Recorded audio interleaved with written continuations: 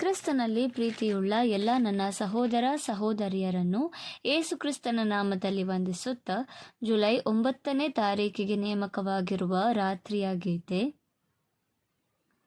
ಯಾಕೋಬ್ಯರ ಶೂರನಾದ ಕರ್ತನಿಗಾಗಿ ಒಂದು ವಾಸಸ್ಥಾನವನ್ನು ಏರ್ಪಡಿಸುವ ತನಕ ನಾನು ನನ್ನ ಮನೆಯೊಳಗೆ ಪ್ರವೇಶಿಸುವುದಿಲ್ಲ, ಮಂಚವನ್ನು ಹತ್ತುವುದಿಲ್ಲ, ಕಣ್ಣುಗಳನ್ನು ಮುಚ್ಚುವುದಿಲ್ಲ, ರೆಪ್ಪೆಗಳನ್ನು ಕೂಡಿಸುವುದಿಲ್ಲ ಎಂದು ಅವನು ಯಾಕೋಬ್ಯರ ಶೂರನಾದ ಕರ್ತನಿಗೆ ಪ್ರಮಾಣದಿಂದ ಹರಿಕೆ ಮಾಡಿದನಲ್ಲ. ಹೊಸ ಒಡಂಬಡಿಕೆಗಳಲ್ಲಿ ಕೀರ್ತನೆಗಳ ಸಂಗ್ರಹ 132ನೇ ಅಧ್ಯಾಯ 3, 4 ಹಾಗೂ 5ನೇ ವಚನ.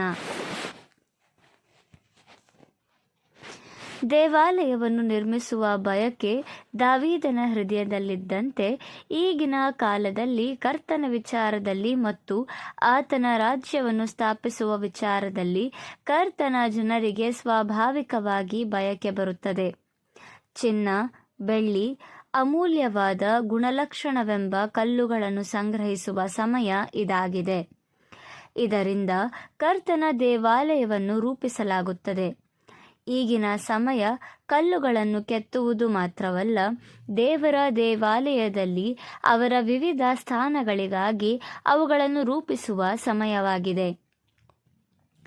ಈಗ ಸತ್ಯವೇದವು ಹೇಳುವ ಹಾಗೆ ನಾವು ಜೀವವುಳ್ಳ ಕಲ್ಲುಗಳಾಗಿದ್ದೇವೆ. ಪವಿತ್ರಾತ್ಮದ ಮೂಲಕ ದೇವರ ವಾಸಕ್ಕಾಗಿ ಒಟ್ಟಿಗೆ ಕಟ್ಟಲ್ಪಡುತ್ತಾ ಇದ್ದೇವೆ.